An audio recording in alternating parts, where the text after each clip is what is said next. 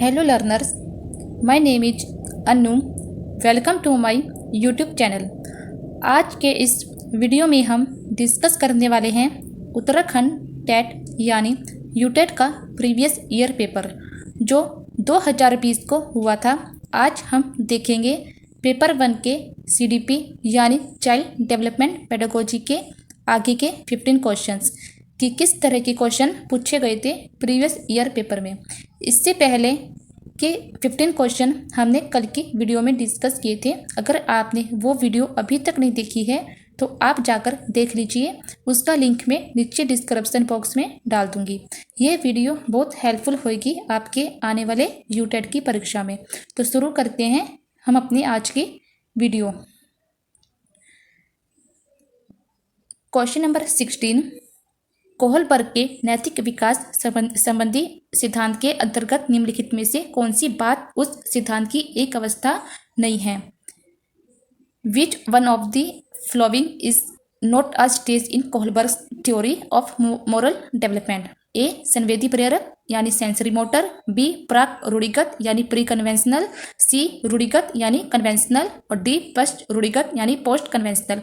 तो question number 6 का right option है ए यानी संवेदी प्रेरक सेंसरी मोटर कोहलबर्ग के नैतिक विकास से संबंधित सिद्धांत नहीं है, जबकि प्राक रूढ़िगत यानी प्री कन्वेंशनल, रूढ़िगत कन्वेंशनल, पोस्ट रूढ़िगत यानी पोस्ट कन्वेंशनल कोहलबर्ग के नैतिक विकास से संबंधित सिद्धांतों की अवस्था है।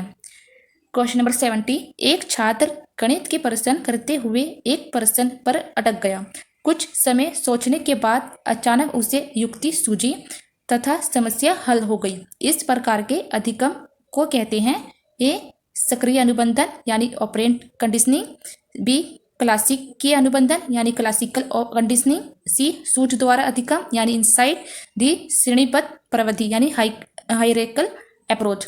तो क्वेश्चन नंबर 70 का राइट ऑप्शन है सी यानी सूझ द्वारा अधिगम, इनसाइट थ्योरी हमें कोहलर ने दी थी, जिसने एक चिंपैंजी नामक सुल्तान नामक जो चिंपैंजी पर अपना एक्सपेरिमेंट किया था। क्वेश्चन नंबर 18, विद्यार्थियों में पाई जाने वाली अधिगम शैलियों में भिन्नता के कारण हो सकते हैं? ए विद्यार्थी के सामाजिकीकरण की प्रक्रिया, बी विद्यार्थी द्वारा अपनाई जाने वाली चिंतन की युक्तियां, सी परिवार का आर्थिक स्तर या डी बालक का पालन पोषण। तो क्वेश्चन नंबर 18 का राइट ऑप्शन है बी यानी विद्यार्थी द्वारा अपनाई जाने वाली चिंतन की युक्तियां विद्यार्थियों में पाई जाने वाली अधिगम शैलियों में भिन्नता के कारण हो सकती हैं। क्वेश्चन नंबर 90, निम्नलिखित में से कौन सी मानसिक स्वास्थ्य की योग्यता नहीं है? ए संतुलित एकीकृत तथा समन्वित विकास, बी वास्तविकता की स्वीकृति, सी सेखी बखारना या डी नियमित दिनचर्या। तो क्वेश्चन नंबर 90 का राइट ऑप्शन है सी यानी सेखी बखारना बूस्टिंग मानसिक स्वास्थ्य की योग्यता नहीं है, जबकि संतुलित एकीकृत तथा समन्वित विकास वास्तविकता की स्वीकृति नियमित दिनचर्या है, मानसिक स्वास्थ्य की योग्यता है। तो क्वेश्चन नंबर 20, उच्च स्तरीय ज्ञानात्मक कौशलों का विकास करने में निम्नलिखित में से कौन सा सर्वाधिक उपयुक्त है? ए व्याख्या निर्देशन, बी भूमिका अभिनय, सी चर्चा सत्र या डी खोज अधिगम।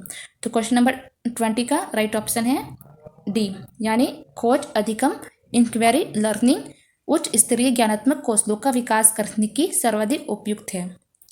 क्वेश्चन नंबर 21, विद्यार्थियों में समस्या समाधान योग्यता के पोषण का एक महत्वपूर्ण तरीका है? ए विमर्शक अभिव्यक्ति निर्माण को उत्प्रेरित करना, बी उन समस्याओं पर बल देना जो उनके लिए वास्तविक हैं, सी औपचारिक तर्कना तकनीक का प्रशिक्षण देना, डी सर्वमान्य उत्तर देने या स्वीकार करने से इनकार करना। तो क्वेश्चन नंबर 21 का राइट ऑप्शन है सी यानी औपचारिक तर्कना तकनीक का प्रशिक्षण देना, to provide them with formal reasoning technique विद्यार्थियों में समस्या समाधान योग्यता के पोषण का एक महत्वपूर्ण तरीका है।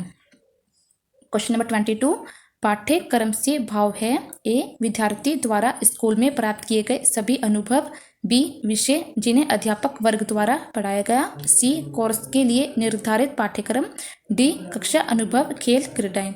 तो क्वेश्चन नंबर 22 का राइट ऑप्शन है ए, यानी विद्यार्थी द्वारा स्कूल में प्राप्त किए गए सभी अनुभव पाठ्यक्रम से भाव हैं। A is the right option. Question number 23, NIVH संबंधित है। ए दृष्टिबाधितों से, बी अस्थिबाधितों से, सी श्रवणबाधितों से या डी मानसिक बाधितों से।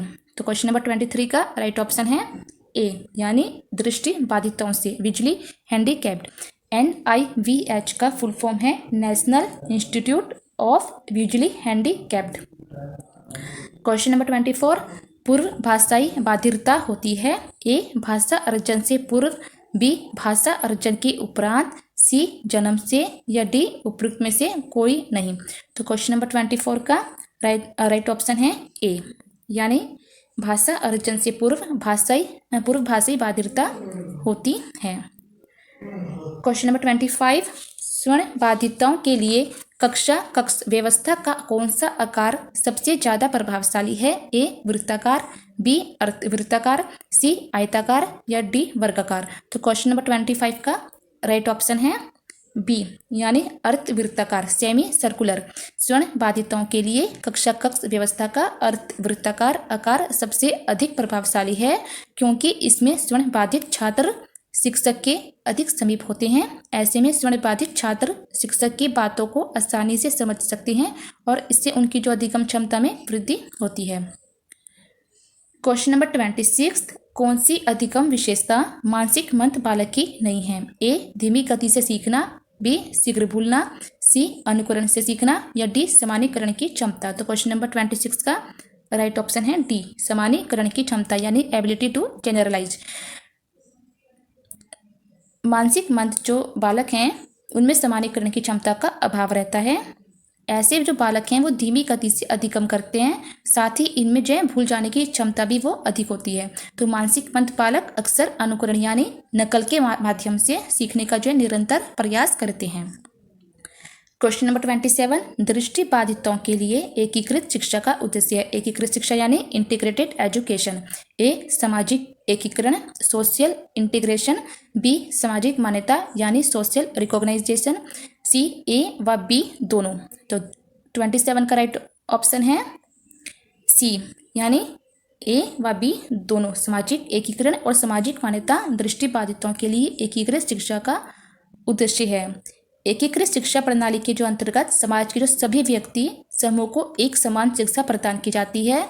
शैक्षिक वितरण के स्तर पर किसी स्तर का जो है इनमें भेदभाव नहीं किया जाता है। तो दृष्टिबाधित छात्रों को अलग टेक्निक के माध्यम से शिक्षा दी जाती है, परंतु शिक्षा की जो प्रवृत्ति में कोई डिफरेंट नहीं होता है। तो क्वेश्चन नंबर 28, एक बालक किसी कहानी के अनेक शीर्षक बताता है, तो उसमें योग्यता है ए विचारिक प्रवाह की, बी अभिव्यक्ति प्रवाह की, सी सहचार्य प्रवाह की या डी सब प्रवाह की। तो क्वेश्चन नंबर 28 का राइट ऑप्शन है ए वैचारिक प्रवाह की, यानी कि अटेंशनल फ्लुएंसी। एक बालक यदि किसी कहानी के अनेक टॉपिक बताता है तो इससे प्रूफ होता है कि बालक में वैचारिक प्रवाह की योग्यता है। वैचारिक प्रवाह के कारण बालक में दृष्टिकोण का जो है सृजन की क्षमता और विकसित हो जाती है। तो वह कहानी को ध्यानपूर्वक अध्ययन करता है और कहानी के अनुरूप अपनी वैचारिक प्रभाव वाली योग्यता से कहानी के जो है अनेक शीर्षक बताता है। क्वेश्चन नंबर 29, डिस्फेजिया है। ए लेखन में समस्या, बी पठन में समस्या या सी गणना में समस्या या डी भाषाई असामान्यता। तो क्वेश्चन नंबर 29 का राइट ऑप्शन है डी भाषाई असामान्यता, यानी लैंग्वेज एबनॉर्मेलिटी। डिस्फेजिया जो है वो भाषाई असामान्यता है। यह एक प्रकार का डिसऑर्डर है जिसमें बालक भाषाओं को पूरी तरह से समझने में अक्षम होता है। वे भाषा का सही उच्चारण नहीं कर पाता क्योंकि उसमें भाषा को पहचानने की क्षमता नहीं होती है। तो इस डिसऑर्डर के कारण बालक की जो परेशानी है वो बढ़ जाती है। अच्छा, हम और ऑप्शन भी डिस्कस कर लेते हैं। जैसे लेखन में समस्या, जो लेखन में समस्या होती है वो डिस्ग्राफिया डिसऑर्डर से होती है। पठन में समस्या की जो समस्या है वो डिसलेक्सिया डिसऑर्डर कहलाती है, और गणना में समस्या जो होती है वो डिसकैलकुलिनिया डिसऑर्डर कहलाती है।